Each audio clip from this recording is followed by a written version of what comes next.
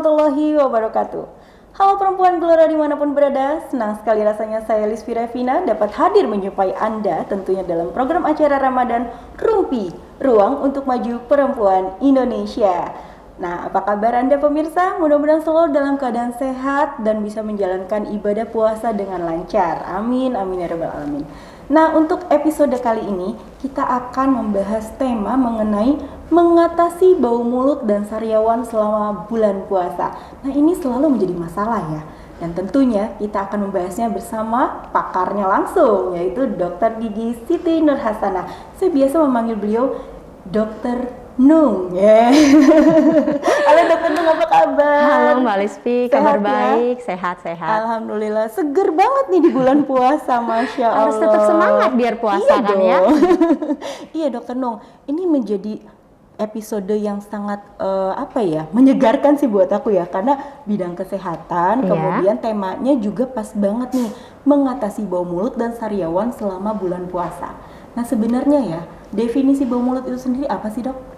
Oke Mbak Lisfi, ya untuk perempuan Gelora semua, selamat datang di acara kita semua. Nah Mbak Lisfi, sebenarnya kalau ngomongin tentang bau mulut ya, itu jadi momok atau jadi sesuatu yang paling tidak disukai ya. Betul sama orang-orang di luar sana, sama semuanya deh intinya bahkan seperti sama diri itu. sendiri. Betul, jadi nggak nyaman gitu betul, kan. Nah, betul kalau sekali. untuk definisinya sendiri Mbak Lisfi, bau mulut atau halitosis itu adalah satu keadaan di mana kita mengeluarkan bau tidak segar dari dalam mulut kita Mbak Lisfi. Nah, itu yang benar-benar kita pribadi harus gimana ya caranya untuk supaya tetap bisa beraktivitas tanpa bau mulut gitu ya, walaupun dalam waktu puasa. Iya, kadang-kadang kita juga suka nggak pede gitu ya. Kita merasa kayaknya nggak bau gitu ya. Dicoba gitu, nggak bau gitu. Tapi belum tentu ya. Begitu kita berkomunikasi sama orang, takutnya gitu ya. Apalagi di bulan puasa gitu kan. Walaupun sekarang ini sudah kita ketolong ya, ketolong sama masker atau facial, tapi tetap aja gitu ya dok. Iya, rasa nggak nyaman itu yang kadang akhirnya membuat kita sendiri nggak pede ya untuk ngadepin orang-orang. Betul sekali dokter. Nah sebenarnya ada nggak sih dok beberapa kemungkinan penyebab yang menyebabkan bau mulut itu sendiri? Nah Mbak Lisfi, kalau kemungkinan dari bau mulut tuh banyak banget loh Mbak Lisfi. Nah salah satunya adalah, ini saya ngomongin salah satunya ya dari salah banyak ya. Jadi kalau adanya gigi berlubang ya, ada karang gigi di dalam gigi geliginya gitu kan, adanya akar gigi, itu termasuk loh Mbak Lisfi, itu yang bisa buat yang namanya mulut kita kelihatan tuh rasanya kok nggak segar ya. Nah yang terakhir itu biasanya karena ada penyakit kronis yang ada di dalam tubuh seseorang.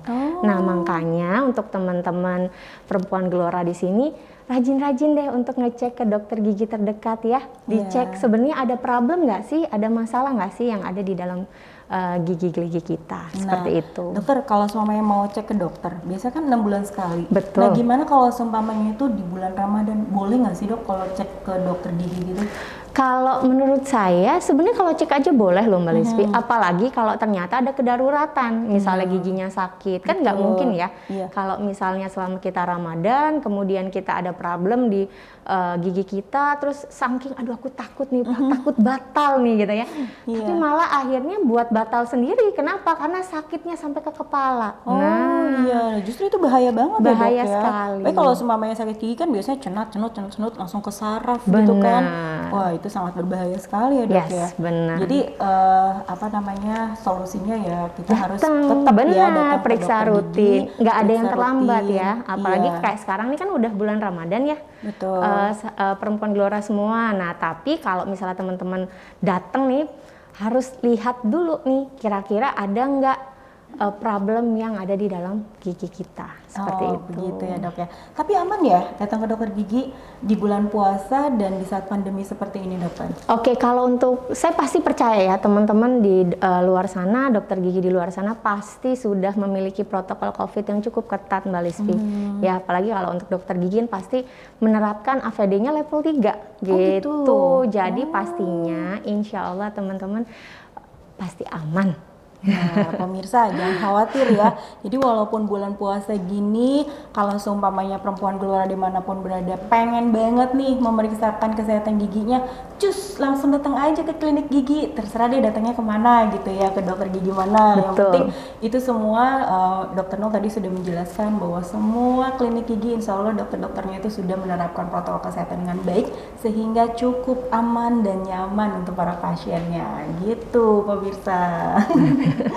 Ya pemirsa, tadi kan udah seru banget ya kita membahas tentang bagaimana sih cara mengatasi bau mulut dan sariawan selama bulan puasa. Tadi juga Dokter Nung bilang kalau seumpamanya perempuan gelora dimanapun berada nih ingin mengecek kesehatan giginya, udah langsung datang aja ke dokter giginya, jangan khawatir, jangan takut ya. Nanti kita akan lanjutkan lagi setelah pesan-pesan yang berikut ini. Jadi perempuan gelora, pemirsa dimanapun berada tetap stay tune terus di acara Rumpi, Ruang untuk Maju Perempuan Indonesia.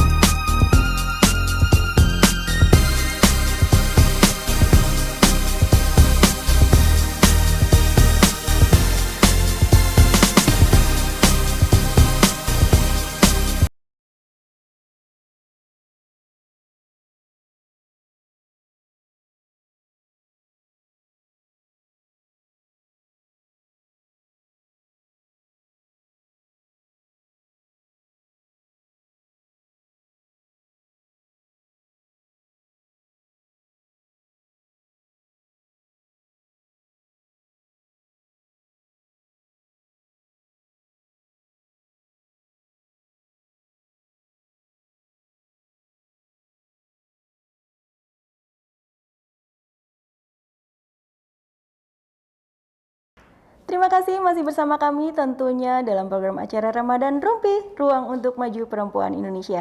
Dan tentunya masih bersama saya Lisvi Revina dan dokter kita yang cantik, Dokter Nung. Hai Mbak Lisvi.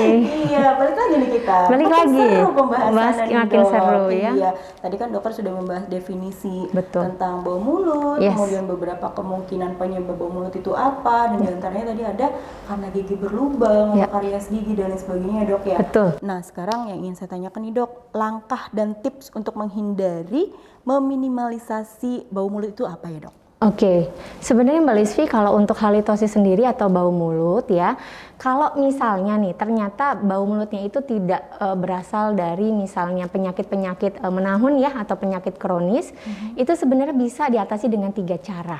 Yang pertama kita bisa dengan menyikat gigi yang benar, dengan teknik yang benar sebenarnya bau mulut atau halitosis itu bisa juga langsung hilang. Seperti itu ya.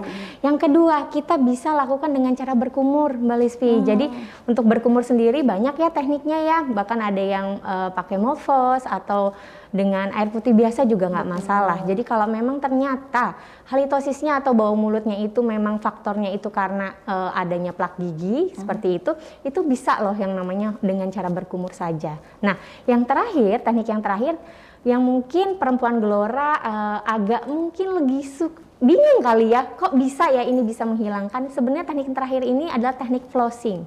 Nah mungkin agak tidak awam sebenarnya, teknik flossing itu teknik menggunakan benang gigi Mbak Lisvi. Gitu ya, jadi benang gigi itu kita bisa beli ya di toko-toko terdekat, kita lakukan flossing. Ya? Betul, kita lakukan flossing dengan benang gigi, itu juga bisa mengatasi yang namanya halitosis atau bau mulut. Nah tapi dicek lagi nih, kalau ternyata faktor bau mulutnya itu dari gigi berlubang, gitu ya Mbak Lisvi. Kemudian ada lagi misalnya sisa akar gigi seperti itu, bahkan adanya karang gigi, itu tidak bisa diatasi dengan 3 hal itu. Gitu ya, tetap dok, ya? Mbak Lisvi harus datang ke dokter gigi terdekat untuk cek dan lakukan perawatan rutin. Gitu, berarti kita tetap harus mengetahui dulu betul, gitu ya kalau faktor ada penyebabnya karang gigi, terusnya sisa akar gigi, kemudian tadi juga gigi berlubang itu Benar. harus diselesaikan dulu masalahnya gitu ya dok ya, baru iya. bisa untuk gimana cara mengatasinya tadi gitu ya. Benar. Nah, kalau sekarang ini kan udah Ramadan ya. Nah, biasanya tuh sebelum Ramadan banyak banget tuh pasien-pasien atau misalnya masyarakat datang untuk benar setidaknya untuk cek giginya aja nih, dokter ada nggak ya kira-kira yang bisa jadi penyebab halitosis atau bau mulut. Nah, saya mau atasin itu dulu deh gitu. Jadi enaknya gitu. Tapi walaupun Ramadan tetap kok pastinya masih bisa dicek daripada nanti selama Ramadan selama 30 hari gitu ya. Betul. Akhirnya malah buat diri kita nggak nyaman. Nah, tadi kan kita udah bahas tentang gimana cara mengatasi bau mulut. Nah, kalau dengan sariawan sendiri gimana nih dok? Nah, kalau sariawan sendiri itu balik lagi. Sariawan itu kan memang ada ulkus ya atau ada luka. Ada luka yang biasanya entah itu di bibir kita ya, terus bahkan biasanya di gusi kita seperti nah itu juga harus dicari dulu penyebabnya Mbak Lisfi.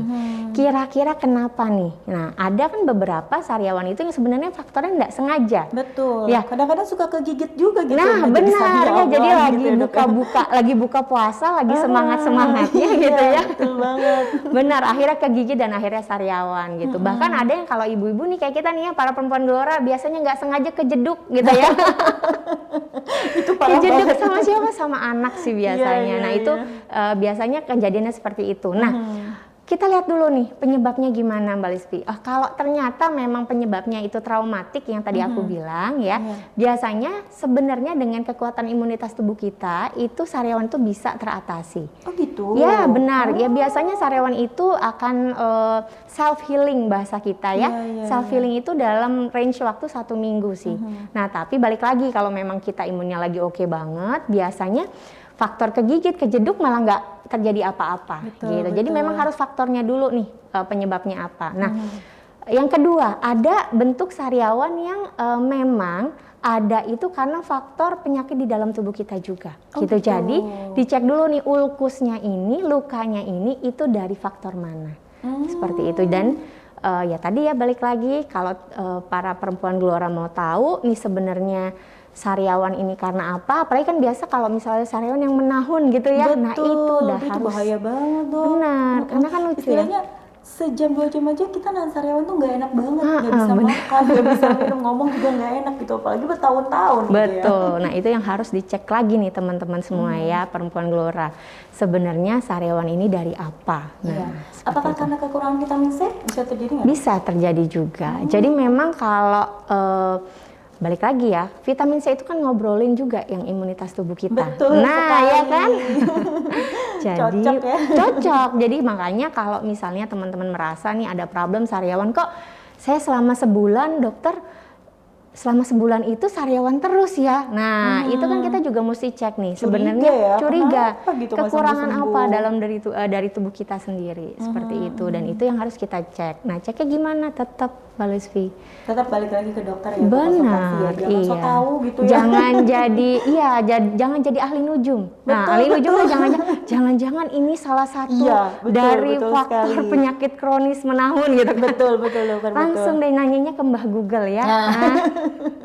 Untuk apa ada dokter kalau nggak konsultasikan gitu ya. Betul. Jadi ya udah langsung aja konsultasi ke dokter gitu ya para perempuan gelora dimanapun berada. Pokoknya kalau ada masalah bau mulut, kemudian sariawan, jangan sungkan-sungkan untuk jangan malu bertanya gitu ya. Betul. Langsung aja kalau misalnya ada kenalan dokter gigi gitu, telepon aja, halo dokter Nung, aku ada masalah nih sariawan atau bau mulut kayak gitu. Pokoknya jangan khawatir. Insya Allah itu akan teratasi kalau konsultasinya benar ke dokter gigi gitu. Iya, baik, makin seru juga nih ya. Bener, kita makin seru ya. Bau mulut dan juga sariawan di bulan Ramadan ini. Baik pemirsa, jangan kemana-mana karena nanti setelah pesan-pesan berikut ini kita juga akan kembali lagi tentunya dengan pembahasan yang sangat seru mengatasi bau mulut dan sariawan selama berpuasa.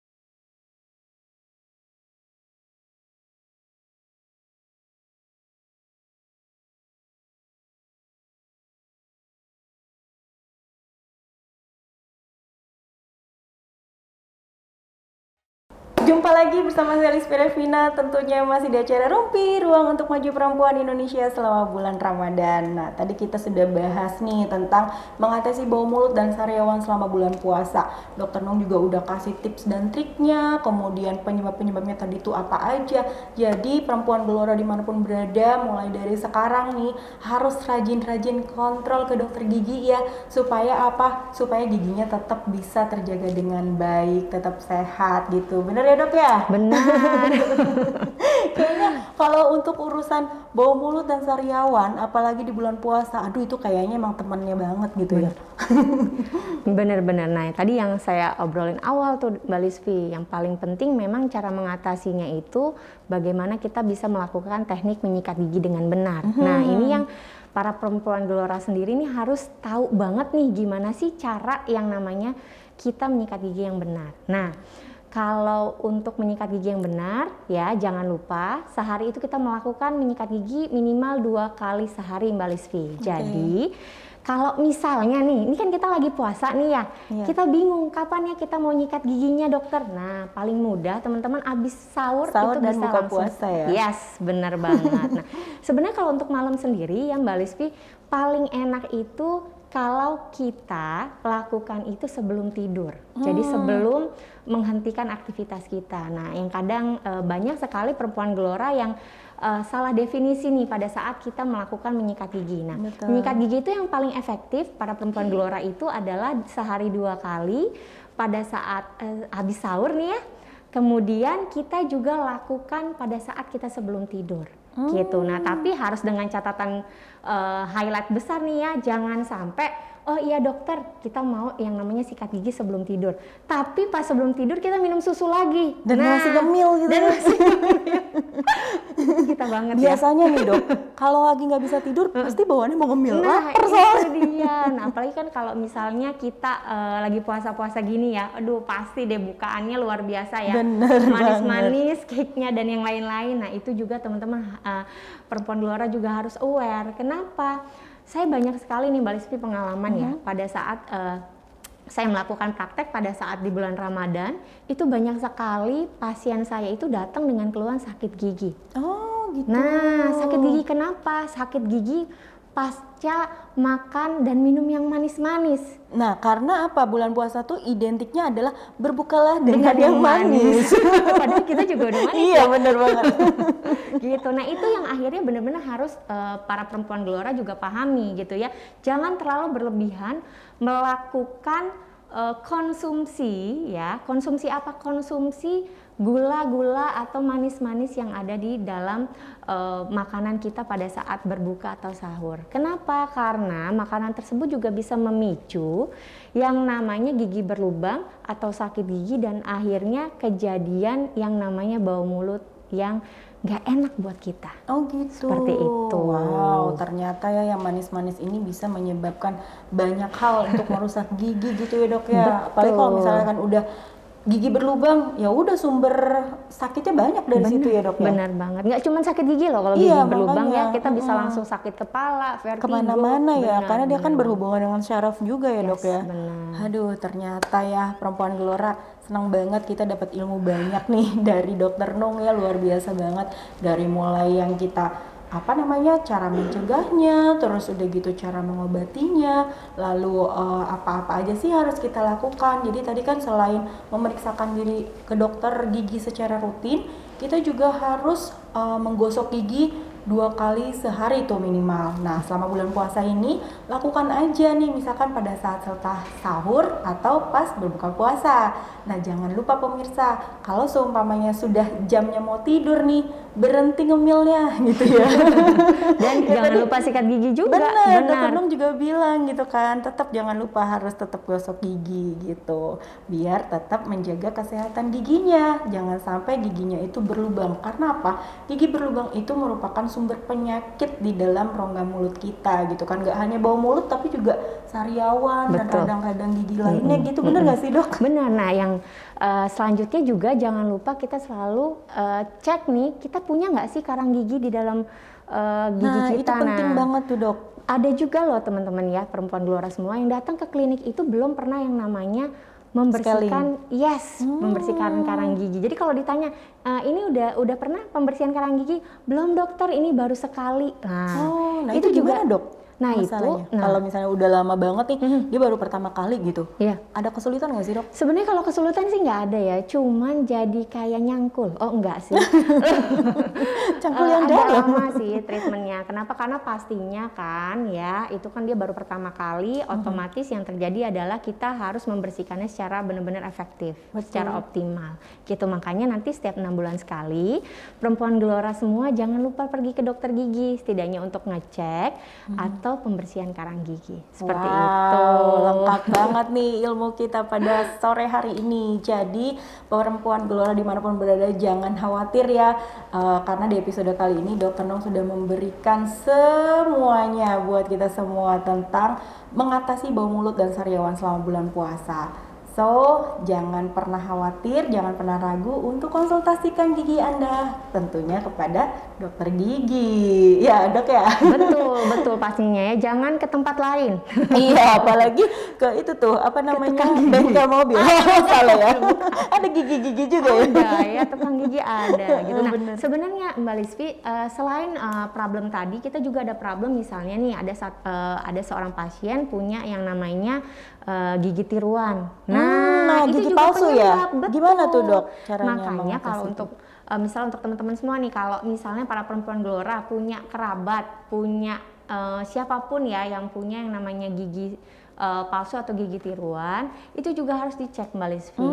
Gimana keadaan gigi tiruannya? Apakah perlu perbaiki atau misalnya perlu dilakukan pembuatan ulang, karena para perempuan Gelora semua, gigi palsu itu bisa juga jadi ladang yang namanya bau mulut Mbak Lisvi. Oh gitu. Seperti itu. Itu bisa jadi sarang penyakit juga dong ya? Betul dong. Oh, I see.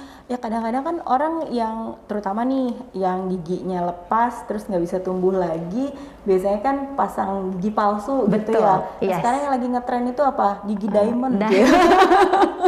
biar keren gitu loh.